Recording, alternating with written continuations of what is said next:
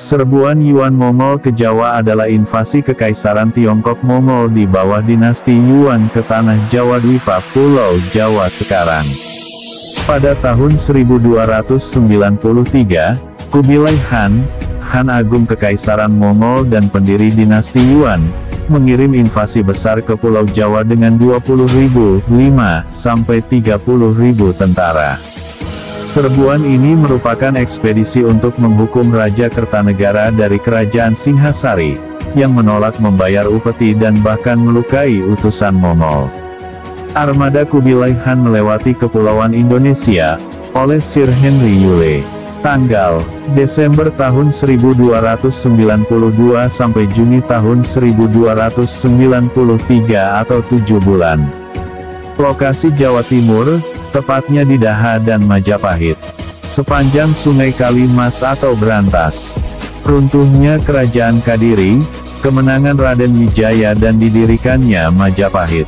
Pihak terlibat, Dayuan Kekaisaran Tiongkok Mongol, Kerajaan Singhasari, Kerajaan Kadiri dan Majapahit. 20.000 sampai 30.000 prajurit. 1.000 kapal, lebih dari 100.000 prajurit. Sumber Mongol, 20.000 sampai 30.000 prajurit. Jumlah kapal yang terlibat tidak diketahui. Korban, pasukan Han Utara lebih dari 3.000 tentara tewas. 60% atau sekitar 12.000 sampai 18.000 total jumlah terbunuh. Tidak diketahui jumlah orang yang ditawan.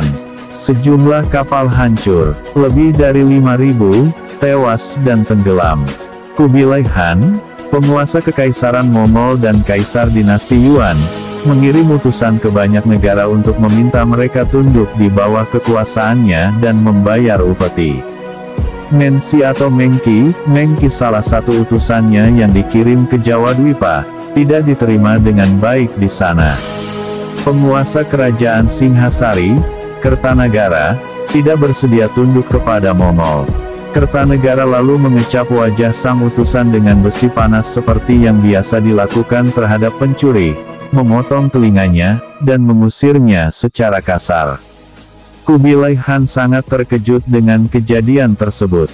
Pada tahun 1292, dia pun memerintahkan dikirimkannya ekspedisi untuk menghukum Kertanegara, yang dia sebut orang barbar. Serangan ini juga memiliki tujuan lain. Menurut Kubilai Khan sendiri, jika pasukan Mongol mampu mengalahkan Jawa, negara-negara lain yang ada di sekitarnya akan tunduk dengan sendirinya.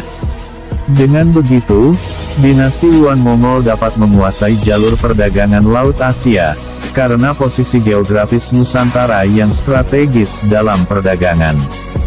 Berdasarkan naskah Yuan Shi, yang berisi sejarah dinasti Yuan, 20.000 sampai 30.000 prajurit dikumpulkan dari Fujian, Jiangqi dan Huguang di Tiongkok Selatan, bersama dengan 1.000 kapal serta bekal untuk 1 tahun. Pemimpinnya adalah Sibi, orang Mongol, Ikemese, orang Uighur yang berpengalaman dalam pelayaran ke luar negeri, dan Gao Xing, orang Tiongkok. Sementara itu, setelah mengalahkan Kerajaan Sriwijaya di Sumatera pada tahun 1290, Kerajaan Singhasari menjadi kerajaan terkuat di daerah itu. Akan tetapi Jayakatwang, adipati di Kediri, negara vasal Singhasari, memberontak dan berhasil membunuh Kertanagara.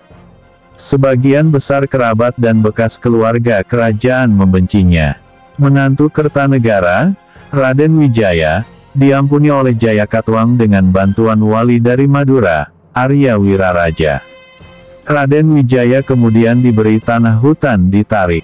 Dia membuka hutan itu dan mendirikan sebuah desa di sana.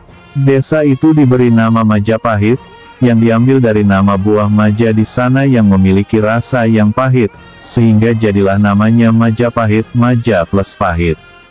Kublai memilih pasukan dari Tiongkok Selatan, karena mereka memakai baju perang ringan.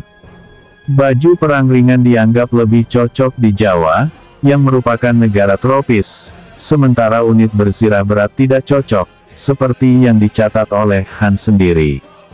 Ada 5.000 orang yang dikomandani oleh Sibi, 2.000 dari pasukan di Provinsi Fujian, dan tentara dari Provinsi Jiangxi, Fujian, dan Huguang. Pasukan intinya adalah tentara Han Utara, sedangkan sisanya adalah pasukan yang baru menyerah dari dinasti Song Selatan. Mereka akrab dengan lingkungan yang lembab, panas dan hujan di selatan. Jumlah kepemilikan baju besi tentara Yuan yang baru hanya 20%, dan tentara dari Tiongkok Utara sedikit lebih dari itu. Mereka memiliki banyak busur dan perisai, dan mereka juga memiliki banyak penembak. Para infanteri berbaju besi penjaga belakang mereka dipersenjatai dengan tombak dan kapak yang berat. Tentara Mongolia juga membawa kuda. Sejarah Yuan juga menyebutkan penggunaan senjata bubuk mesiu, dalam bentuk meriam bahasa Tiongkok, Pao. Jenis kapal yang digunakan tidak disebutkan dalam Yuan Shi, tetapi Worcester memperkirakan kapal Jung dinasti Yuan memiliki lebar 11 meter dan panjang lebih dari 30 meter. Dengan perbandingan jumlah kapal dan jumlah prajurit, setiap kapal kemungkinan dapat membawa 20-30 orang. Jawa terdiri dari orang-orang berkelengkapan seperti ini. Yuan Shi mencatat bahwa tentara Jawa memiliki lebih dari 100.000 orang. Ini adalah angka yang dilebih-lebihkan, karena medan lokal menentukan bahwa mereka tidak dapat ditempatkan di medan perang pada saat yang sama. Tentara di berbagai bagian laut Tiongkok Selatan terutama didominasi oleh infanteri ringan sampai orang-orang Arab membawa teknik penempaan dan senjata yang lebih canggih. Sebagian besar tentara Jawa dimobilisasi sementara dari petani dan beberapa prajurit bangsawan. Para bangsawan berbaris di garis depan, dan pasukan belakang yang besar berformasi terbalik. Tentara petani, Jawa berpakaian setengah telanjang dan ditutupi dengan kain katun di bagian pinggangnya, sarung. Sebagian besar senjata adalah busur dan panah, tombak bambu, dan pedang pendek. Kaum aristokrat sangat dipengaruhi oleh budaya India, biasanya dipersenjatai dengan pedang dan tombak, dan berpakaian putih, namun, Angkatan Laut Jawa lebih maju daripada Tiongkok. Jung Jawa memiliki panjang lebih dari 50 meter, mampu membawa 500 sampai 1.000 orang. Kapal ini dibangun dengan beberapa papan tebal yang membuat tembakan artileri tidak mampu merusaknya.